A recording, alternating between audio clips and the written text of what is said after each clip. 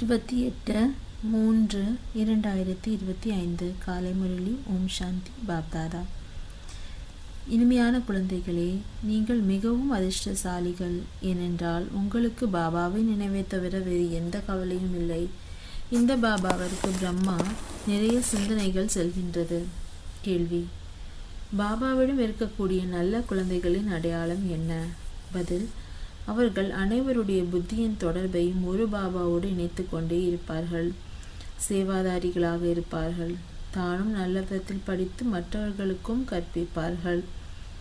தந்தையினுடைய மனதில் இடம் பெற்றிருப்பார்கள். அப்படிப்பட்ட நல்ல குழந்தைகள் தான் தந்தையின் பெயரை விளங்கச் செய்வார்கள்.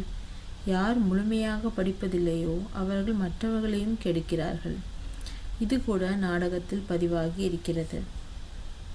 பாடல்: தாய் தந்தையரின் ஆசீர்வாதத்தை எடுத்துக்கொள்ளுங்கள். ஓம் சாந்தி. ஒவ்வொரு வீட்டிலும் தாய் தந்தை மற்றும் 2-4 குழந்தைகள் இருக்கிறார்கள்.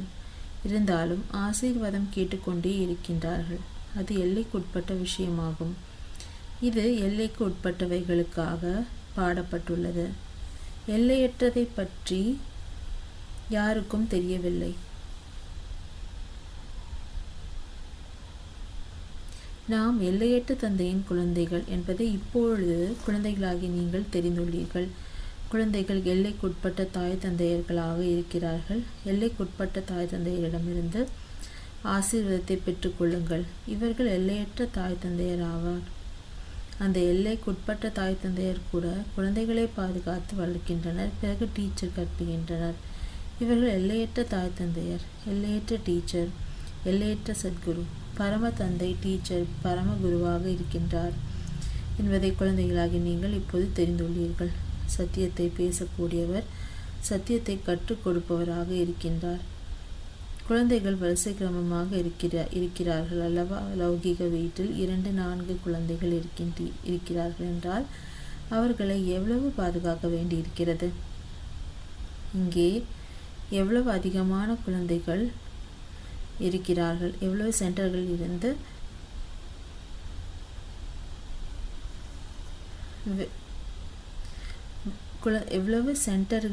இருந்து குழந்தைகளுடைய செய்திகள் வருகிறது. இவர் சைத்தான், தீய காரியம் செய்கின்றார், தொல்லை தருகிறார், தடை ஏற்படுத்துகின்றார் என்று எவ்வளவு செய்திகள் வருகிறது. இந்த பாபாவிற்கு பிரம்மாதான் கவலை இருக்கும் அல்லவா? இவர்தான் பிரஜாபிதா அல்லவா? எவ்வளவு அதிகமான குழந்தைகளின் மீது கவனம் இருக்கிறது. ஆகையினால் தான் குழந்தைகளாகி நீங்கள் நல்ல விதத்தில் பாபாவின் நினைவில் இருக்க முடியும் என்று பாபா கூறுகின்றார். எவ்வளவு அதிகமான குழந்தைகளை பராமரிக்க வேண்டி இருக்கிறது. மாயையும் மிக பெரிய எதிரி அல்லவா? சிலருடைய தோலை நன்றாகவே உரித்து, அதாவது நைய புடைத்து விடுகிறது. சிலரை மூக்கை பிடிக்கிறது. சிலரது குடுமையை பிடித்து கொள்கிறது. இவ்வளவு அனைவரை பற்றியும் சிந்திக்க வேண்டியுள்ளது. இருந்தாலும் எல்லையற்ற தந்தையின் நினைவிலும் இருக்க வேண்டியுள்ளது. நீங்கள் எல்லையற்ற தந்தையினுடைய குழந்தைகளாவீர்கள். நாம் ஏன் பாபாவின் ஸ்ரீமத் படி நடந்து முழுமையாக ஆஸ்தியை எடுக்கக்கூடாது என்பதை தெரிந்துள்ளீர்கள். அனைவரும் ஒரே மாதிரி நடந்து கொள்ள முடியாது. ஏனென்றால் இங்கு ராஜ்யம் ஸ்தாபனை ஆகி கொண்டிருக்கிறது. இது வேறு யாருடைய புத்தியிலும் வர முடியாது. இது மிகவும் உயர்ந்த படிப்பாகும். ராஜ்யம் கிடைத்து விட்டது என்றால் பிறகு இந்த ராஜ்யம் எப்படி ஸ்தாபனை ஆனது என்பது தெரியாது. இந்த ராஜ்யம் ஸ்தாபனையாவது மிகவும் அதிசயமானதாக இருக்கிறது. இப்போது நீங்கள் அனுபவமிக்கவர்களாக இருக்கிறீர்கள். நாம் என்னவாக இருந்தோம், பிறகு எப்படி 84 பிறவிகள் எடுக்கின்றோம் என்பது முதலில் இவருக்கு கூட தெரிந்திருந்ததா என்ன? இப்போது புரிய வருகிறது. நீங்களும் கூறுகிறீர்கள், பாபா நீங்கள் அவரேதான். இது மிகவும் புரிந்து கொள்ள வேண்டிய விஷயமாகும். இந்த சமயத்தில் தான் பாபா வந்து அனைத்து விஷயங்களையும் புரிய வைக்கின்றார். இந்த சமயத்தில் யார் எவ்வளவுதான் லட்சாதிபதி கோடீஸ்வரர்களாக இருக்கலாம், பாபா கூறுகின்றார், இந்த பணம் போன்ற அனைத்தும் மண்ணோடு மண்ணாக போகிறது. மீதி இருக்கின்ற நேரம் எவ்வளவு? உலகத்தில் என்னென்ன நடந்து கொண்டிருக்கின்றது என்பதை நீங்கள் நேரடியாக அல்லது நாளேடுகளில் கேட்கின்றீர்கள். நாளுக்கு நாள் சண்டைகள் அதிகரித்து கொண்டே செல்கின்றது. நூல் சிக்கலாகி கொண்டேதான் இருக்கின்றது. அனைவரும் தங்களுக்குள் சண்டையிட்டு கொண்டே இருக்கின்றார்கள். அப்படி ஏற்பாடுகள் நடந்து கொண்டிருக்கின்றது. இதன் மூலம் சண்டை ஆரம்பித்தே விட்டது என்பது புரிய வருகிறது. என்ன நடந்து கொண்டிருக்கிறது, என்ன நடக்கப் போகிறது என்பதை உலகம் தெரிந்திருக்கவில்லை. உங்களில் கூட மிக குறைவானவர்களே முழுமையான விதத்தில் புரிந்துள்ளார்கள் மற்றும் குஷியாக இருக்கின்றார்கள். இந்த உலகத்தில் நாம் இன்னும் கொஞ்ச நாட்கள் தான் இருக்கப் போகிறோம். இப்போது நாம் கர்மாதீத்த நிலைக்கு செல்ல வேண்டும். ஒவ்வொருவரும் தங்களுக்காக முயற்சி செய்ய வேண்டும். நீங்கள் தங்களுக்காக முயற்சி செய்கிறீர்கள். யார் எந்த அளவிற்கு செய்வார்களோ அந்த அளவிற்கு பலனை அடைவார்கள். தங்களுடைய முயற்சியை செய்ய வேண்டும் என்று மற்றும் பிறரையும் முயற்சி செய்ய வைக்க வேண்டும். வழியை சொல்ல வேண்டும். இந்த பழைய உலகம் அழிய வேண்டும். இப்போது பாபா புதிய உலகத்தை ஸ்தாபனை செய்ய வந்துள்ளார். எனவே இந்த விநாசத்திற்கு முன்பு நீங்கள் புதிய உலகத்திற்கான படிப்பை படித்துக் கொள்ளுங்கள். பகவானுடைய மகா வாக்கியம், நான் உங்களுக்கு ராஜயோகம் கற்றுக் கொடுக்கின்றேன். செல்ல குழந்தைகளே, நீங்கள் நிறைய பக்தி செய்துள்ளீர்கள். அரை கல்பம் நீங்கள் ராவண ராஜ்யத்தில் இருந்தீர்கள் அல்லவா? யாரை ராமன் என்று சொல்லப்படுகிறது என்பது கூட யாருக்கும் தெரியவில்லை. ராமராஜ்யம் எப்படி ஸ்தாபனை ஆனது, இவை அனைத்தையும் பிராமணர்களாகி நீங்கள் தான் தெரிந்துள்ளீர்கள். உங்களில் கூட எதையும் தெரிந்திராதவர்கள் சிலர் இருக்கிறார்கள். யார் அனைவருடைய புத்தியின் தொடர்பையும் ஒரு பாபாவோடு இணைக்கிறார்களோ அவர்தான் பாபாவின் நல்ல குழந்தைகள் ஆவார். யார் சேவாதாரிகளாக இருக்கிறார்களோ, யார் நல்ல விதத்தில் படிக்கிறார்களோ அவர்கள் பாபாவினுடைய மனதில் இடம் பெற்றிருக்கிறார்கள். இன்னும் சிலர் தகுதியற்றவர்களாகவும் இருக்கின்றார்கள். சேவைக்கு பதிலாக சேவைக்கு பங்கம் விளைவிக்கிறார்கள். அவர்கள் பாபாவிடமிருந்து தங்களுடைய புத்தியின் தொடர்பை துண்டித்து விடுகிறார்கள். இது கூட நாடகத்தில் பதிவாகி உள்ளது. நாடகத்தின்படி இது நடக்கத்தான் வேண்டும். யார்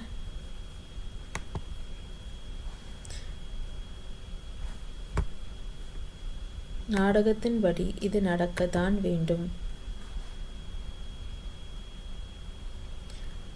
யார் முழுமையாக படிக்கவில்லையோ அவர்கள் என்ன செய்வார்கள்? மற்றவர்களையும் கெடுத்து விடுவார்கள். ஆகையினால் பாபாவை பின்பற்றுங்கள் மற்றும் யார் சேவாதாரி குழந்தைகள் இருக்கிறார்களோ, யார் பாபாவின் மனதில் உயர்ந்திருக்கிறார்களோ அவர்களுடன் சேர்க்கை வையுங்கள் என்று குழந்தைகளுக்கு புரிய வைக்கப்படுகிறது. யாரோடு சேர்க்கை வைத்துக் கொள்ளலாம் என்று நீங்கள் கேட்கலாம். இவருடைய சேர்க்கை மிகவும் நன்றாக இருக்கும் என்று பாபா உடனே சொல்லிவிடுவார். நிறைய பேருடைய சேர்க்கையை அப்படித்தான் வைத்துக் கொள்கிறார்கள். அவர்களுடைய தலைகீழான நிறம் ஏறிவிடுகிறது. நல்ல சேர்க்கை உயர்த்தும், தீய சகவாசம் விழ வைத்துவிடும் என்று பாடப்பட்டுள்ளது. தீய சகவாசம் ஏற்பட்டது என்றால் ஒரேடியாக அழிந்துவிடும். வீட்டில் கூட தாசதாசிகள் வேண்டும், பிரஜைகளுக்கு கூட வேலைக்காரர்கள் போன்ற அனைவரும் வேண்டும். இங்கே முழு ராஜ்யமும் ஸ்தாபனை ஆகி கொண்டிருக்கின்றது. இதில் மிகவும் பரந்த புத்தி வேண்டும். ஆகையினால் எல்லையற்ற தந்தை கிடைத்திருக்கிறார் என்றால் ஸ்ரீமத்தை பெற்றுக்கொண்டு அதன்படி நடந்து செல்லுங்கள். இல்லையென்றால் பதவி கீழானதாக ஆகிவிடும். இது படிப்பாகும். இதில் இப்போது தேர்ச்சி பெறவில்லை என்றால் பல பிரிவுகளுக்கும் கல்பத்திற்கும் தேர்ச்சி பெறாமலே இருந்து விடுவீர்கள். நல்ல விதத்தில் படித்தீர்கள் என்றால் கல்பத்திற்கும் நல்ல விதத்தில் படித்து கொண்டே இருப்பீர்கள். இவர்கள் முழுமையாக படிப்பதில்லை என்றால் என்ன பதவி கிடைக்கும் என்று புரிந்து கொள்ளப்படுகிறது. நாம் எந்த சேவையும் செய்வதில்லை என்று அவர்களாகவும் புரிந்து கொள்கிறார்கள். நம்மை விட புத்திசாலிகள் நிறைய பேர் இருக்கிறார்கள். புத்திசாலிகளைத்தான் சொற்பொழிவாற்ற அழைக்கிறார்கள். எனவே கண்டிப்பாக யார் புத்திசாலிகளாக இருக்கிறார்களோ அவர்கள்தான் உயர்ந்த பதவியும் அடைவார்கள். நான் அந்த அளவுக்கு சேவை செய்யவில்லை என்றால் உயர்ந்த பதவியும் அடைய முடியாது. டீச்சர் மாணவர்களையும் புரிந்து கொள்ள முடியும் அல்லவா? தினமும் படிப்பிக்கின்றார். அவரிடம் குறிப்பேடு இருக்கிறது. படிப்பினுடைய மற்றும் நடத்தினுடைய குறிப்பேடும் இருக்கிறது. இங்கேயும் அப்படி இருக்கிறது. இதில் முக்கியமானது யோகத்தின் விஷயமாகும். யோகம் நன்றாக இருந்தால் நடத்தையும் நன்றாக இருக்கும். படிப்பில் எங்கேயாவது அகங்காரம் வந்து விடுகிறது. இதில் நினைவுடைய மறைமுகமான உழைப்பு தேவைப்படுகிறது. ஆகையினால் பாபா எங்களால் யோகத்தில் இருக்க முடிவதில்லை என்று நிறைய பேருடைய புகார் வருகிறது. யோகம் என்ற வார்த்தையை நீக்கிவிடுங்கள் என்று பாபா புரிய வைக்கின்றார். எந்த தந்தையிடம் இந்த ஆஸ்தி கிடைக்கிறதோ அவரை உங்களால் நினைக்க முடியவில்லையா? அதிசயமாக இருக்கிறதே. ஏ ஆத்மாக்களே, நீங்கள் தந்தையாகிய என்னை நினைவு செய்வதில்லை. நான் உங்களுக்கு வழி சொல்ல வந்திருக்கிறேன். நீங்கள் என்னை நினைவு செய்கிறீர்கள் என்றால் இந்த யோக அக்னியின் மூலம் பாவம் அழிந்துவிடும் என்று பாபா கூறுகின்றார். பக்தி மார்க்கத்தில் மனிதர்கள் எவ்வளவு ஏமாற்றம் அடைய செல்கிறார்கள். கும்பமேளாவில் எவ்வளவு குளிர்ந்த நீரில் சென்று குளிக்கிறார்கள். எவ்வளவு கஷ்டத்தை பொறுத்து கொள்கிறார்கள். இங்கே எந்த கஷ்டமும் இல்லை. யார் முதல் தரமான குழந்தைகளாக இருக்கிறார்களோ அவர்கள் ஒரு பிரியதர்ஷனுடைய அன்பானவர், உண்மையிலும் உண்மையான பிரியதர்ஷனியாக அன்பானவளாக ஆகி நினைவு செய்து கொண்டே இருக்கிறார்கள். நடைபயிற்சி செல்கிறார்கள் என்றால் தனிமையில் தோட்டத்தில் அமர்ந்து நினைவு செய்வார்கள். புறங்கூறுவது, வீணான பேச்சுக்களில் ஈடுபடுவதன் மூலம் வாயு மண்டலம் கெடுகிறது. ஆகையினால் எவ்வளவு நேரம் கிடைக்கிறதோ அதில் பாபாவை நினைவு செய்வதற்கான பயிற்சி செய்யுங்கள். முதல் தரமான உண்மையான பிரியதர்ஷனுடைய பிரியதர்ஷினிகளாக ஆகுங்கள். தேகதாரிகளின் புகைப்படங்களை வைத்துக் கொள்ளாதீர்கள் என்று பாபா கூறுகின்றார். யாரை நினைவு செய்ய வேண்டுமோ அந்த ஒரு பாபாவின் புகைப்படத்தை மட்டும் வேயுங்கள். சிருஷ்டி சக்கரத்தையும் நினைவு செய்து கொண்டே இருந்தீர்கள் என்றார். திருமூர்த்தி மற்றும் சிருஷ்டி சக்கரம் முதல் தரமானதாகும். இதில் முழு ஞானமும் இருக்கிறது. சுயதர்ஷன சக்கரதாரி என்று உங்களுக்கு பெயர் அர்த்தம் நிறைந்ததாக இருக்கிறது. புதியவர்கள் யாரும் இந்த பெயரை கேட்டால் புரிந்து கொள்ள முடியாது. இதை குழந்தைகளாகிய நீங்கள் தான் புரிந்து கொள்கிறீர்கள். உங்களில் கூட சிலர் நல்ல விதத்தில் நினைவு செய்கிறார்கள். நிறைய பேர் நினைவு செய்வதே இல்லை. தங்களுடைய ஆத்மாவிற்கான உணவையே கொள்கிறார்கள். படிப்பு மிகவும் சகஜமானதாகும். அமைதியின் மூலம் நீங்கள் அறிவியலின் மீது வெற்றி அடைய முடியும் என்று பாபா கூறுகின்றார். அமைதி மற்றும் அறிவியல் ஜோதிட ராசி என்றே ஆகும். இராணுவத்தில் கூட 3 நிமிடம் அமைதியில் இருக்க வைக்கிறார்கள். நமக்கு அமைதி வேண்டும் என்று மனிதர்களும் விரும்புகிறார்கள். அமைதியான இடம் பிரம்மாண்டம்தான் என்பதை குழந்தைகளாகி நீங்கள் இப்போது தெரிந்துள்ளீர்கள்.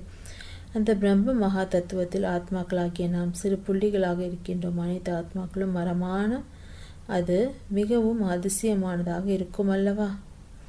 இரு புருவங்களுக்கு மத்தியில் ஜொலிக்கும் அதிசயமான நட்சத்திரம் என்று மனிதர்களுக்கும் கூறுகிறார்கள். மிகவும் சிறிய தங்கத்தினால் ஆன திலகத்தை உருவாக்கி இங்கே வைக்கிறார்கள். ஆத்மாவும் புள்ளியாக இருக்கிறது. பாபாவும் அவருக்கு பக்கத்தில் வந்து அமர்கின்றார். சாது சந்நியாசிகள் போன்று யாருமே தங்களுடைய ஆத்மாவை தெரிந்திருக்கவில்லை. ஆத்மாவையே தெரிந்து கொள்ளாத போது பரமாத்மாவை எப்படி தெரிந்து கொள்ள முடியும்? பிராமணர்களாகிய நீங்கள் மட்டும்தான் ஆத்மா மற்றும் பரமாத்மாவை தெரிந்துள்ளீர்கள். எந்த தர்மத்தை சேர்ந்தவர்களும் தெரிந்து கொள்ள முடியாது. இப்போது நீங்கள் தான் தெரிந்துள்ளீர்கள். இவ்வளவு சிறிய ஆத்மா எப்படி அனைத்து நடிப்பையும் நடிக்கிறது? நிறைய சத்சங்கம் செய்கிறார்கள், எதையும் புரிந்து கொள்வதில்லை. இவர் பிரம்மா நிறைய குருமார்களை கொண்டிருந்தார். இவர்கள் அனைவரும் பக்தி மார்க்கத்தில் குருமார்கள் என்று பாபா கூறுகின்றார். ஞான மார்க்கத்தில் குரு ஒருவரே ஆவார். 2 கிரீடமுள்ள ராஜாக்களுக்கு முன்னால் 1 கிரீடமுள்ள ராஜாக்கள் தலை வணங்குகிறார்கள், நமஸ்கரிக்கின்றார்கள். ஏனென்றால் அவர்கள் தூய்மையானவர்கள். அந்த தூய்மையான ராஜாக்களின் கோயில்கள் தான் உருவாக்கப்பட்டுள்ளன.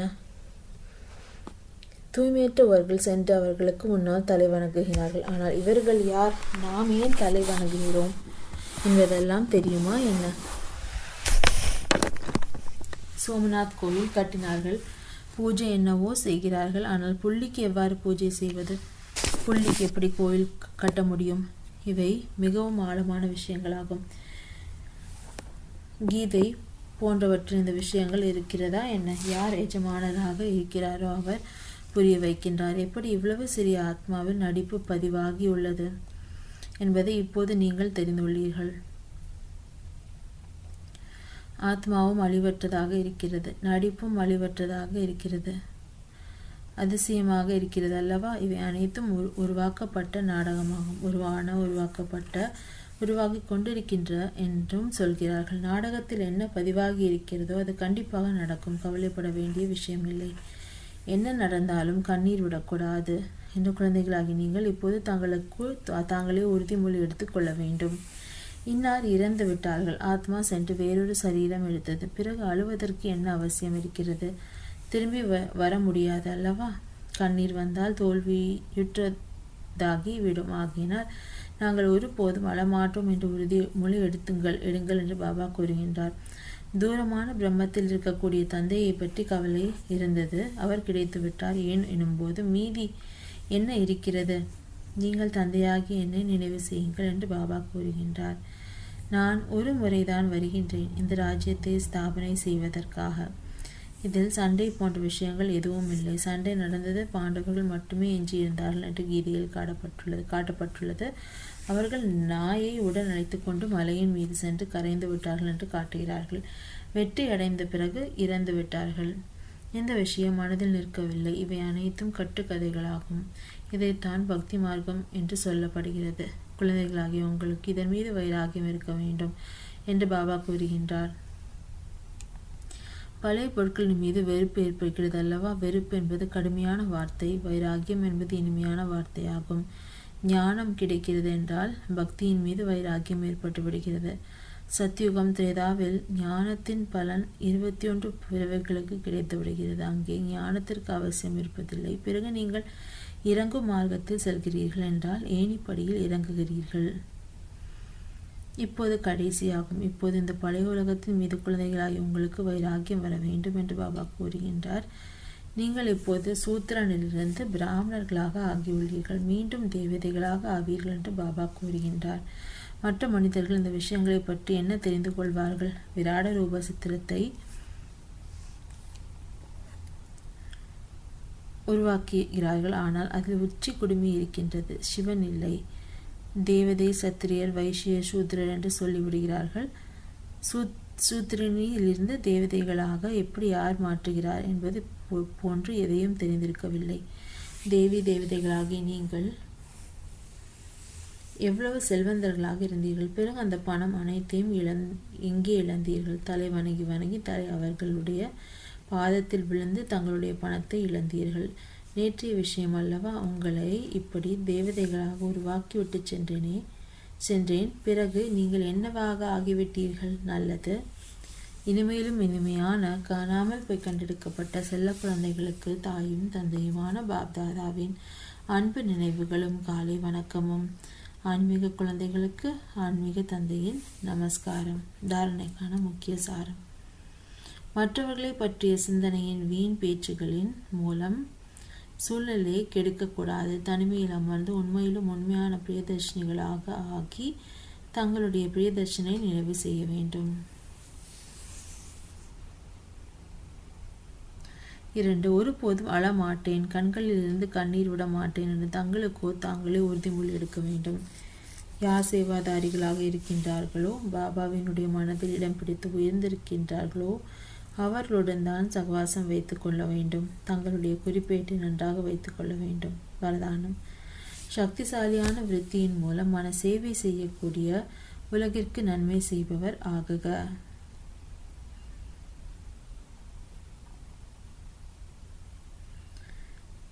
அலைந்து கொண்டிருக்கும் உலக ஆத்மாக்களுக்கு வழி கூறுவதற்காக சாட்சாத் பாபாவிற்கு சமமாக மைட் ஹவுஸ் ஆகுங்கள். ஒவ்வொரு ஆத்மாவிற்கும் ஏதாவது கொடுக்க வேண்டும் என்ற லட்சியம் வையுங்கள். முக்தி கொடுத்தாலும் சரி, ஜீவன் முக்தி கொடுத்தாலும் சரி, அனைவருக்காகவும் மகாதானி மற்றும் வரதானி ஆகுங்கள். இப்பொழுது அவர்களது இடத்தில் சேவை செய்து கொண்டிருக்கின்றீர்கள். ஆனால் ஒரு இடத்தில் இருந்து கொண்டே மன சக்தியின் மூலம் வாயு மண்டலம் வைப்ரேஷன் மூலமாக உலக சேவை செய்யுங்கள். அந்த அளவிற்கு சக்திசாலியான விருத்தி உருவாக்குங்கள். அதன் மூலம் வாயு மண்டலம் உருவாக வேண்டும். அப்பொழுதுதான் உலகிற்கு நன்மை செய்யும் ஆத்மா என்று கூற முடியும். ஸ்லோகன். அசரீரிக்கான பயிற்சி மற்றும் வீண் எண்ணங்கள் என்ற உணவு பத்தியத்தின் மூலம் தன்னை ஆரோக்கியமானவராக ஆக்குங்கள். அசரீரிக்கான பயிற்சி மற்றும் வீண் எண்ணங்கள் என்ற உணவு பத்தியத்தின் மூலம் தன்னை ஆரோக்கியமானவராக ஆக்குங்கள். அவ்யக்த ஈஷாரே. சத்தியம் மற்றும் பண்பாடு என்ற நாகரீகத்தை தாரணை செய்யுங்கள். இப்பொழுது தனது சொற்பொழிவின் ரூபத்தை மாற்றிக்கொள்ளுங்கள். உலக அமைதிக்கான சொற்பொழிவு அதிகம் செய்து விட்டீர்கள். ஆனால் ஆன்மீக ஞானம் மற்றும் சக்தி என்றால் என்ன மற்றும் அதற்கான வழி என்ன? இந்த சத்தியத்தை பண்பாட்டுடன் நிரூபணம் செய்யுங்கள். பகவானின் காரியம் நடைபெற்று கொண்டிருக்கிறது என்று அனைவரும் புரிந்து கொள்ள வேண்டும். தாய்மார்கள் மிக நல்ல காரியம் செய்து கொண்டிருக்கின்றனர். காலத்தின் அனுசாரமாக இவ்வாறு பூமியை தயார் செய்ய வேண்டும். ஆனால் எப்படி தந்தை குழந்தைகளை வெளிப்படுத்தி இருக்கிறாரோ அதே போன்று குழந்தைகள் தந்தையை வெளிப்படுத்த வேண்டும். அப்போதுதான் பிரத்யட்சதாவின் கொடி பறக்கும். ஓம் சாந்தி.